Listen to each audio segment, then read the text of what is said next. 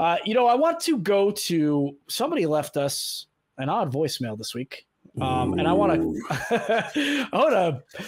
pull that up. So I'm sure the crew's getting that ready. I'm literally rubbing my hands. If any of you guys down there would be willing to have a debate with Dr. Kent Hovind. The debate would happen on his program. He does it 6 nights a week, and he gets anywhere from 30 to 50,000 viewers a night. All right, have a great day. Oh, I don't even know who that is. Oh, I know Dr. Kent Hovind, Dr. Dino. Oh, there he is. I know who he is. He's a young Earth creationist. He has a theme park in Kentucky, I believe, called Dino Land. Yep. He is very much a troll. He's also a felon. He's been indicted on tax evasion. Yep, and, I see that here. Yep, and battery against his wife. And that's not hearsay. That's all public record. So, Dr. Kent Hovind is basically a figure of complete derision. No one takes him seriously. He's been utterly debunked by many of our luminaries. His personal nemesis is Emma Thorne, who's an occasional host on these shows. Check her rebuttals against Dr. Dino, and you'll see how completely flimsy his worldview is. And I actually have a small story about Kent Hovind's compound. In my day job, I help people who have cancer with things like lodging and transport. And I had a couple call in, and when they gave their address, they gave his compound's address. And not to sound derisive, but like, you are believing in non-scientific things around evolution, but as soon as it comes to medicine, yep, you're looking for doctors, and that's as it should be. I just wish that these believers would be more consistent. If you believe science on this thing, can you believe science on that thing as well? Hovind was convicted of 58 felony counts in November of 2006 and sentenced to 10 years in prison. He took over creation science evangelism. I'm weary of taking this guy serious. Well, of course, I'm not going to take him seriously. And his kid Eric Hovind has called for the literal extermination of the LGBTQ. Like literal, like a genocide, basically. So, none of that. I wouldn't debate him with a stolen mouth. Yeah, so I'm not interested in debating him. I don't want to give any credence or attention to him, even if he is getting 30 to 50,000 views. I don't want those 30 to 50,000 viewers seeing me sitting at like an equal height with him as if we're equals or as if we have something to talk about, because we don't. I don't know about you, Jamie. Will you take his invitation? I think you should. I don't need to. One of our luminaries, Mandisa, debated him relatively recently and absolutely took him to fucking school. Wow, I didn't know that. He's been beaten into the floor thoroughly by so many people. There's nothing I could say that would add to that. It would just be cruel at this point. Well, I am going to go look up that conversation between he and Mandisa for sure. Is that Mandisa Thomas? Yeah. She's great. And you know what? We actually have some. Jamie, you've talked about being online. We're an online show. We got people all over the place that have issues with us. They don't like what we have to say, and we take screenshots of it so we can address it. And what I want to do right now, so I have one that I want to talk. So we're gonna bring up number one. This one's for me. What maybe not so foolish. Of course, other gods were invented. We worship false gods daily, but there is only one God, Almighty Creator. And this was in response to me talking about the history of Athena and asked why the religions of the past, so many of them are now considered silly, but why don't we do that about Christianity? Well, I think it's pretty telling that this guy just admitted that, you know, we make up religions regularly. So why is this guy's religion not in the realm as the other ones? What makes it so special? He didn't give me any evidence, of course, and he didn't call in. I don't know, Jamie, do you have any, you know what? And another thing, if we look into especially Judaism, the ancient, the older far back we go, we see more commonalities with the Babylonians, with the Egyptians. And it's easy to kind of identify where these ideas were borrowed, right? And they borrowed from the Greeks as well. And so I can't let that go ignored. Go ahead. Well, all I can say is we've said it so many times this episode that it's going to become a meme. Yeah. But what's your methodology? How do we test to see if your God is the real God?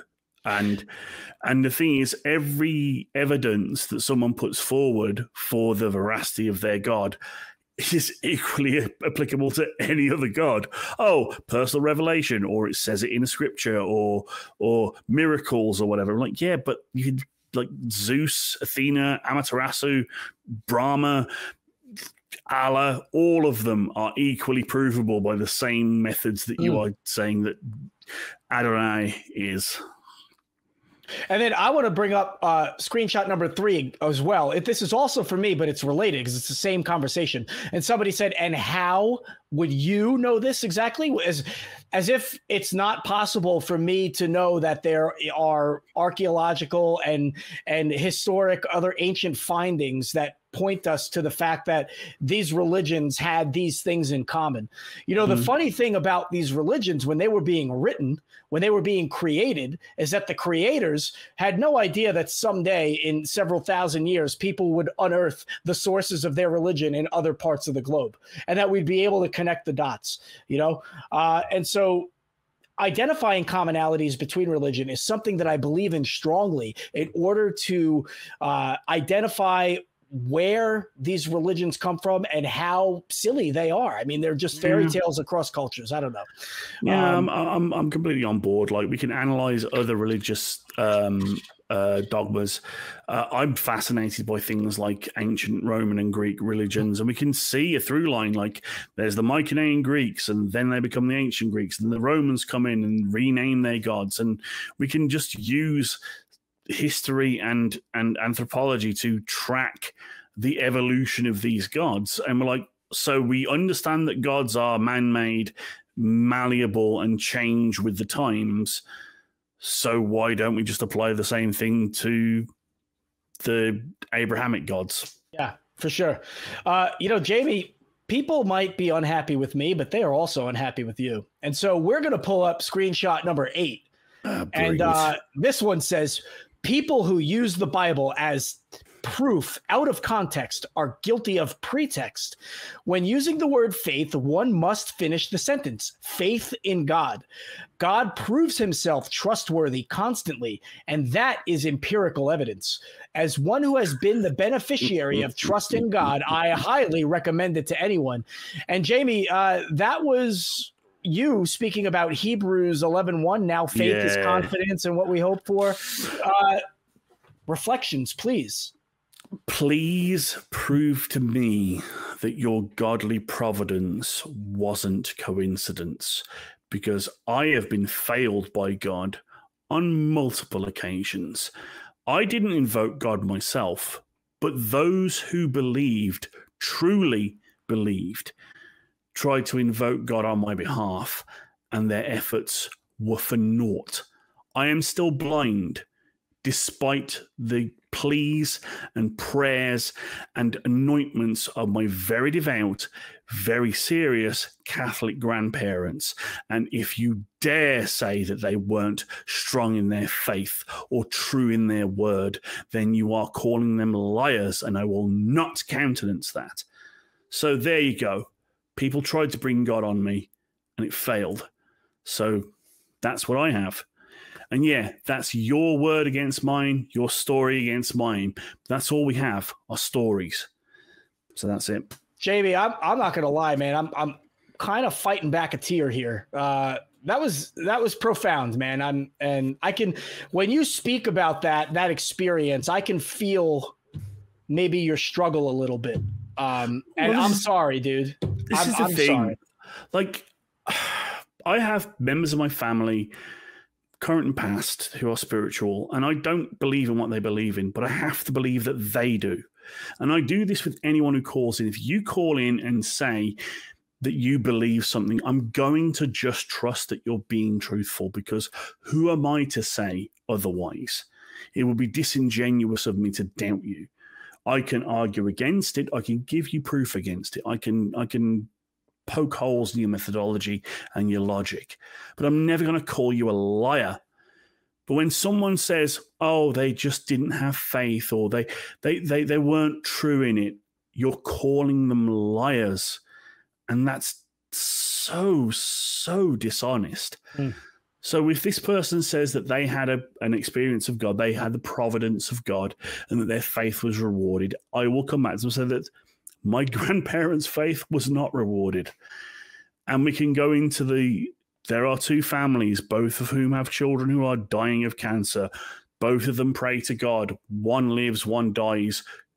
Who was strong in the faith? Is faith good?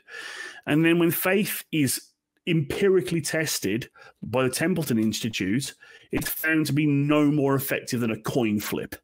So pardon me for ranting a little, but I really, really can't get on board with it. Yeah, no, I hear you, dude. And, I'm also not on board with something, and that comes from screenshot number 2, where somebody said, if I looked and sounded like a meth addict, I would have a hard time believing in a loving creator too. I do not look like a meth addict, okay?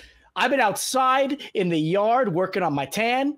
All right, I take care of my teeth. I mean, how dare you? And if that's not an ad hominem, I don't know what is. But why just insult me? Why not have a conversation? We had 2 people call in today, or 3, that we are on different planes of understanding with, right, if you will. And we had great conversations with all 3 of them. But you chose to call me a meth addict. That is, man, that's a low blow. Okay, but we could just disregard their words. Basically, if you're going to come at us with ad hominem, no point. Also, tell me you don't know what meth does to people without telling me you know what meth does to people. I mean, I kind of look like I make meth, but only because Breaking Bad was a good show.